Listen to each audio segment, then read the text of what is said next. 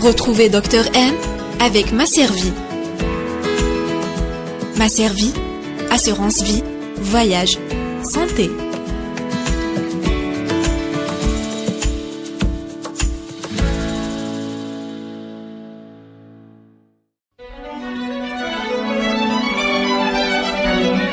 Pour bien s'entendre, il faut bien s'écouter. Rendez-vous sur M, la petite radio du Grand Maghreb.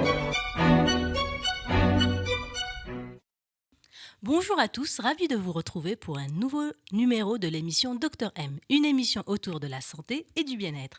Aujourd'hui, nous avons le plaisir d'accueillir notre coach en développement personnel, Radia Hadj Mohamed. Elle va nous parler d'un super nouveau concept qui va allier tourisme local et développement personnel. Bonjour Radia. Bonjour Asma. Merci beaucoup d'avoir accepté notre invitation. Merci pour votre invitation. Avec plaisir. La première question D'abord, on va parler directement du développement personnel. Oui. C'est très nouveau en Algérie.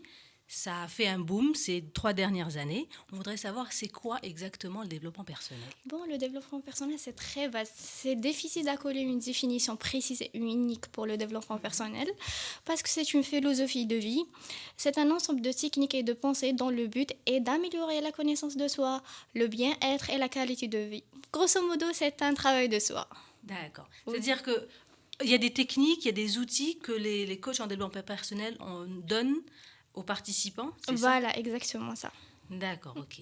Et par rapport, par exemple, qu'est-ce qui peut nous apporter au quotidien concrètement ?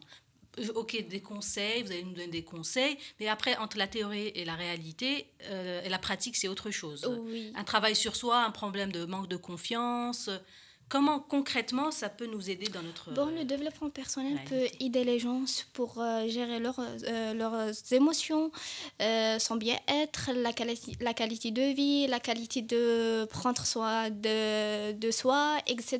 etc. Mm-hmm. Même apprendre à vaincre sa timidité et s'affirmer, la parole en public, la gestion de stress, comment atteindre les objectifs, comment être une personne positive, c'est très vaste. Justement, parlons un petit peu de positivité. Ça manque un petit peu. Comment pourrez-vous nous donner des conseils pour être positif dans un climat un petit peu morose actuellement ?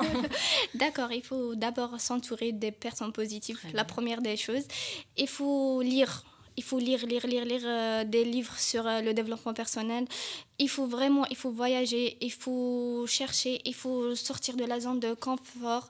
Il faut faire des choses qu'on n'a jamais fait. D'accord, ok. Ça va nous aider à être beaucoup plus positifs. Positif, voilà. Et surtout, entourer des gens positifs. Parce que les ondes sont contagieuses. D'accord. Et quand vous dites, justement, ce terme pour sortir de sa zone de confort, on l'entend très souvent. Oui. Très, très souvent dans le développement personnel. Et...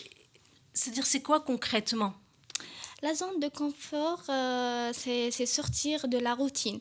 Au lieu de se lever à chaque jour à 8h, à 9h, on essaie de se lever à 5h du matin. Changer ses habitudes, en fait. Voilà, changer ses habitudes.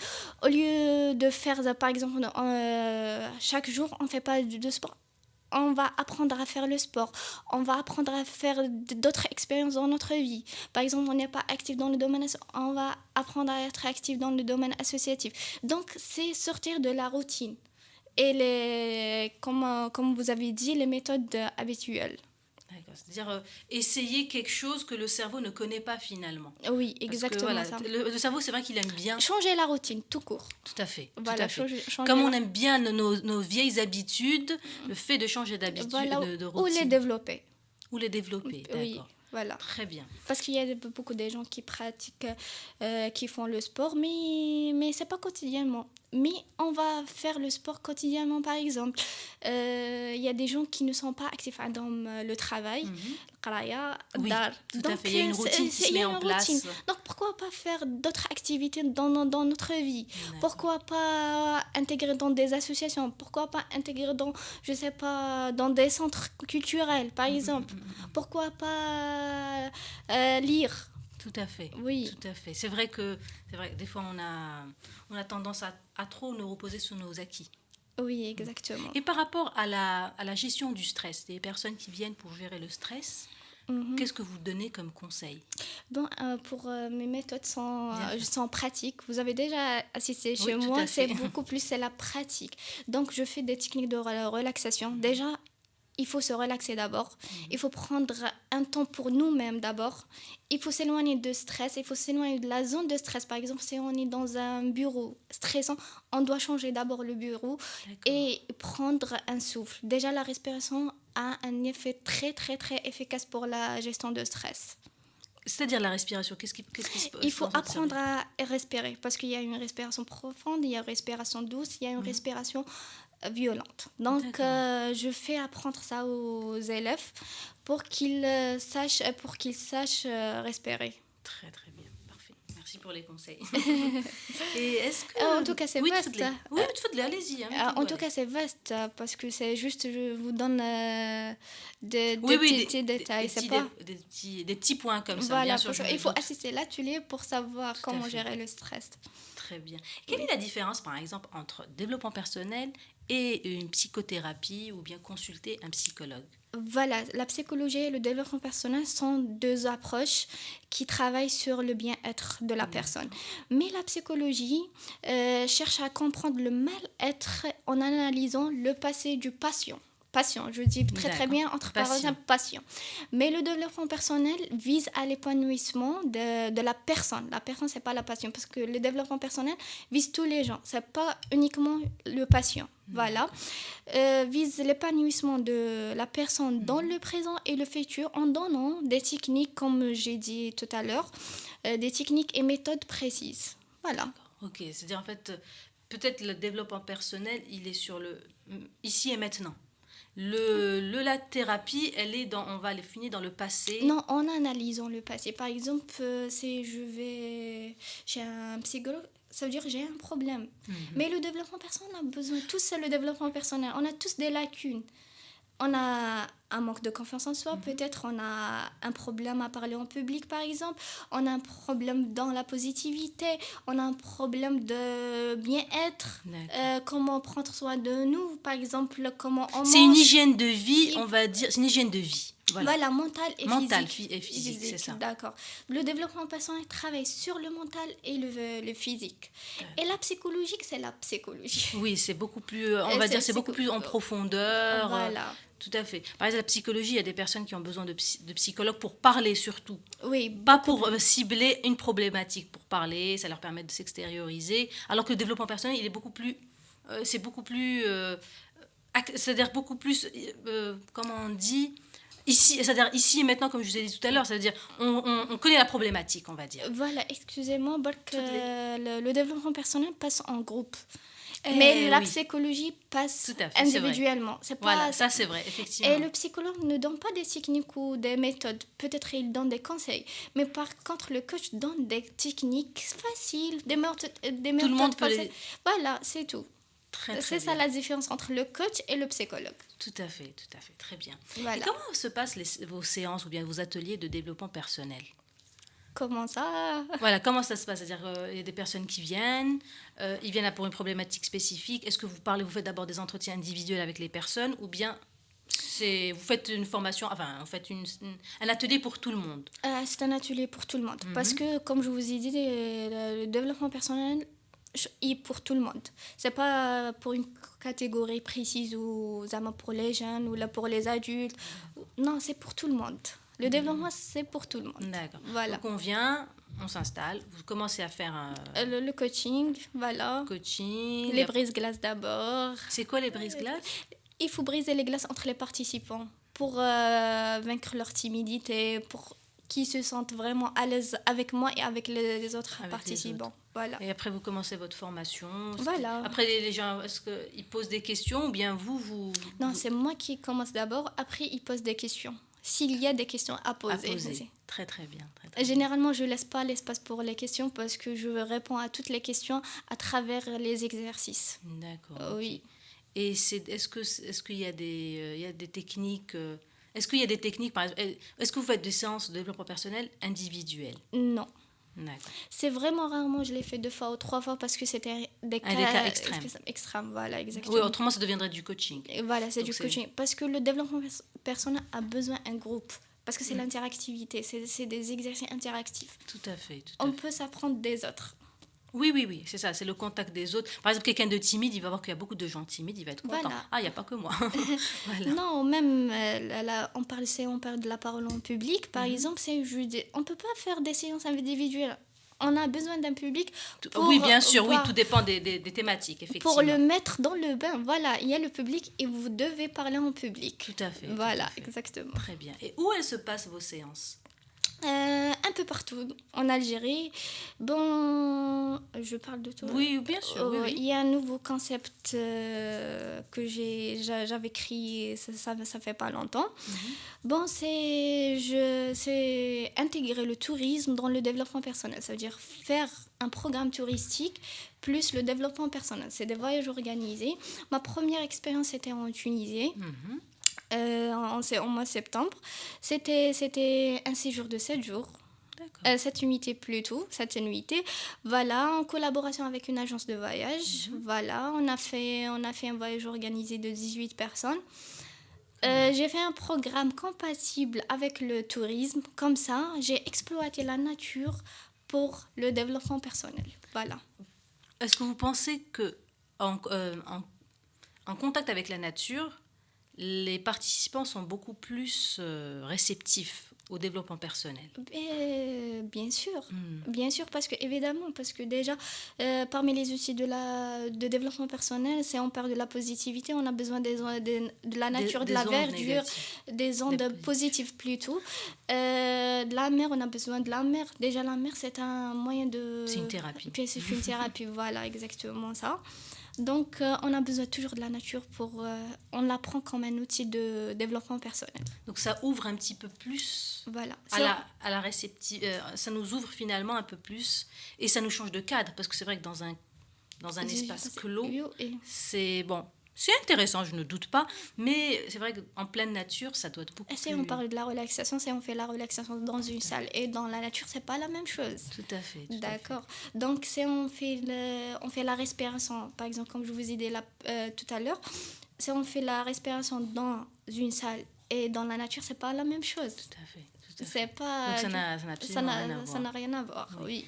Et vous m'avez dit, ça s'est passé au niveau en Tunisie. Ma première édition, c'était en Tunisie. D'accord. Oui. Okay. Vous êtes parti dans des forêts. Non, c'est pas des forêts, c'était de la mer. La piscine, on a fait de la méditation, aquaméditation, yoga, aqua-yoga. Donc, c'est dans l'eau. J'ai utilisé l'eau comme un outil de développement personnel, de relaxation beaucoup plus. Parce que les gens, même en voyage, stressent. J'ai remarqué ça. Donc, j'ai essayé de développer ça avec le développement personnel. On va faire le coaching et en même temps, on va faire un programme touristique, on va s'amuser, on va détendre, etc. Ça a été, quand s'est passée la première édition de ce... C'était super. C'était vraiment une réussite. Ça m'a vraiment marqué. Et j'avais des attentes qui ont été vraiment atteintes. Alhamdoulilah ya Rabbi. Et là, je prépare pour une autre édition à Tizi Ouzou, à Ain el-Hammam. Donc, maintenant, c'est-à-dire vous avez fait en été, je suppose, étant donné que vous êtes parti à la mer. C'était en Tunisie, c'était en été. Maintenant, je pense que vous essayez d'explorer plus l'Algérie. Voilà, c'est la forêt. C'est booster beaucoup plus le tourisme en Algérie. Parce que je vois que le tourisme en Algérie, je suis émiette. Donc, on va booster le tourisme en Algérie et en même temps le développement personnel avec des prix symboliques pour les gens. Voilà. Et surtout pour la jeunesse. Oui, ils ont besoin de découvrir et tout. De découvrir leur pays et de se développer beaucoup plus. Tout à fait. Et pourquoi vous avez choisi Tizi Ouzou? J'ai choisi Tizi Ouzou après des recherches. J'ai vu que le lieu est compatible et agréable aussi. Je pourrais me déplacer, je pourrais faire mon programme à l'aise, etc. Donc, c'est ça, c'est tout. D'accord, très bien. Et quels sont les thèmes que vous allez aborder, enfin, que vous abordez en général? C'est la confiance en soi, booster la confiance en soi, la gestion de stress, comment être positif, comment atteindre ses objectifs, la parole en public. C'est vaste, c'est beaucoup. Tous les modules. Tout à fait. Donc, sans exception. Est-ce que vous faites, par exemple, des sorties à thème? Spécialement, par exemple, la sortie spécialement pour personnes qui veulent parler en public, ou bien sortis spécialement pour confiance en soi. Oui, il y a des modules. Effectivement, chaque session parle sur des sessions. Par exemple, ma prochaine session, je vais baser sur la gestion de stress et la confiance en soi et comment être positif. Donc, il y aura 3 modules. D'accord. Plus des soirées animées. Comment les techniques de débat, par exemple. C'est-à-dire les techniques de débat? Ça veut dire comment débattre un sujet, par exemple. C'est vrai qu'on a tendance à... Voilà. C'est un art, le débat, de partager, d'échanger les idées. On est toujours à la défensive. Donc, pour éviter ça, c'est juste pour apprendre les gens un peu... À communiquer, tout voilà, simplement. à communiquer. Ils vont choisir, eux, le sujet, mais on va apprendre ensemble comment communiquer. Tout à fait. Voilà, dans des soirées interculturelles, par exemple, on va porter tous des vêtements traditionnels. Très bien. Dans un milieu agréable, traditionnel, avec une musique traditionnelle. Et en même temps, on va débattre le sujet. Tout à fait. Et est-ce que vous pensez que... par exemple, qu'est-ce qu'ils en pensent, comme je l'ai dit tout à l'heure, mais qu'est-ce qu'ils pensent de cette démarche qui allie...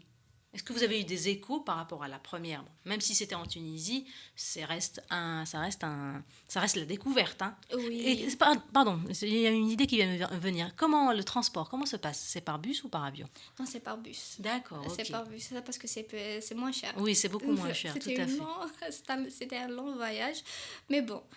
Bon, c'est pour la première édition, j'ai trouvé des difficultés, je mens pas. C'était ma première édition en collaboration avec Nouha Tour, une agence de voyage. Mais j'ai trouvé des difficultés parce que les gens, soit le tourisme, soit le développement personnel. Tout à fait. Donc j'ai intégré le développement personnel plus le tourisme. Donc j'ai trouvé une difficulté à remplir les places. Ça reste un concept nouveau. Donc oui, les ça gens reste... ne comprennent pas encore déjà le tourisme, c'est déjà nouveau. Oui. Oui, on a encore du mal aussi pour nous, le tourisme, c'est ailleurs, c'est à l'étranger. Mais on a du mal à investir dans le tourisme local. Voilà. Maintenant, quand vous alliez développement personnel et tourisme, c'est vrai que c'est ambitieux. C'est difficile. C'est difficile aussi. Pourquoi c'est difficile? Parce que les gens n'acceptent pas soit le développement personnel, soit le tourisme. Par exemple, en Tunisie, il y avait des participants, malgré c'était une réussite, mais ils se lèvent tard. Par exemple, on aura un programme, on avait un programme à 6h du matin ou à 7h du matin, à 8h du matin, par exemple. Ils dînaient à 10h du matin. Oui, ils n'ont pas encore compris le principe. C'est le tourisme. Donc, le tourisme, à la soirée, tout, il faut se lever tôt. Oui.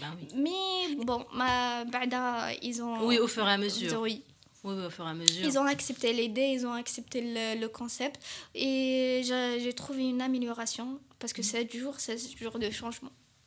Pardon, c'est 7 jours de changement. Ah, 7 jours. Oui, justement, comment les participants, dans quel état d'esprit ils étaient à la fin du séjour? Ils étaient magnifiques. Il y avait des timides, ils sont devenus plus dynamiques avec le groupe. Il y avait des gens qui faisaient pas confiance. J'ai vu la confiance en eux. Avec mes propres yeux. J'ai vu des gens qui étaient vraiment négatifs. C'est l'expression algérienne et tout. À la fin, avec mes termes. C'est la position, il faut être positif. Il faut voilà. C'était vraiment... Vous avez réussi à les sensibiliser. Bon, le développement personnel peut sensibiliser les gens en une journée. Donc, mais 7 jours, c'était vraiment toute la journée avec eux. Le programme touristique, les soirées, la matinée, tout. C'est un programme intensif, en fait, en développement personnel. Oui, c'était fatigant, je ne mens pas. C'était très, très, très fatigant pour moi. J'ai perdu 5 kilos. J'imagine. 5 kilos pendant le séjour. Mais c'était vraiment une réussite parce que quand je vois déjà le changement, les participants... Oui. C'est revalorisant de se dire j'ai participé à ce type de changement. C'est super. Méditation. Donc ils ont aimé le concept, surtout en amusant parce que déjà le développement personnel c'est pas académique, c'est le data show, etc. C'est technique, c'est de pratique. On s'amuse en même temps. Tout à fait. C'est-à-dire c'est ludique en fait. Voilà. C'est ludique. C'est-à-dire, Très bien.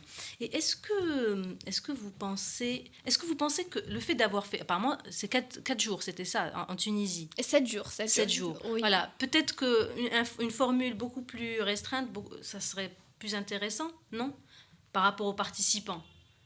Non, Bien, vous l'avez fait par rapport à l'été aussi. C'était par rapport à ça, c'était l'été. Oui, c'était l'été. Oui, c'était l'été. Plus... Même les prix sont moins chers par rapport en Algérie. C'est pour ça que j'ai choisi la Tunisie en mois de septembre, parce que dès que j'avais l'idée, je voulais la réaliser. Très, très je bien. voulais pas attendre. Pourquoi pas, c'est la Tunisie. Les prix sont moins chers parce que c'est au mois de septembre, il y a des promotions, etc. Je vais profiter de l'occasion et je vais voir qu'est-ce que ça va donner. Et alhamdoulilah, c'était difficile pour avoir un groupe. Oui, justement. Oui, c'était difficile pour avoir un groupe, mais à la fin, alhamdoulilah.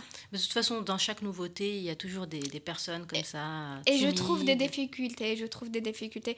Parce que les gens, soit ils aiment le tourisme, tout à fait. soit le développement personnel, ou pour le développement personnel. Tout à fait. Mais les deux, en même temps, c'est nouveau. Oui, c'est un challenge quand même.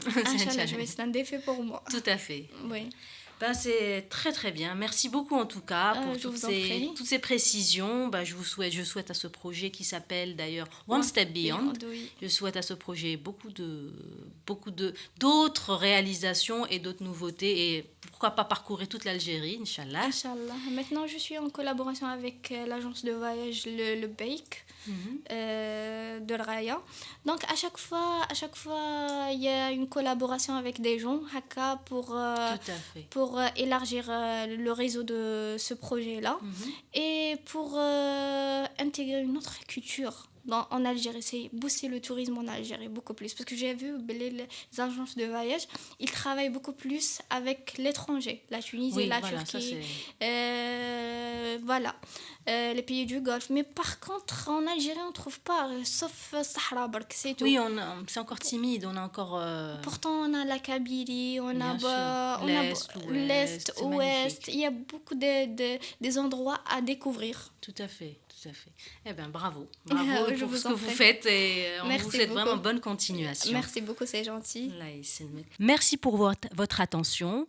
J'espère que cette émission vous aura fait découvrir le développement personnel pour mieux vous connaître et mieux découvrir les nouveaux concepts qui existent en Algérie. Retrouvez la diffusion de l'émission sur Instagram, Twitter et Facebook, et sur le site radio-m.net, le tiré-du-6. À la semaine prochaine. Retrouvez Dr M avec Masservie. Masservie, assurance vie, voyage, santé.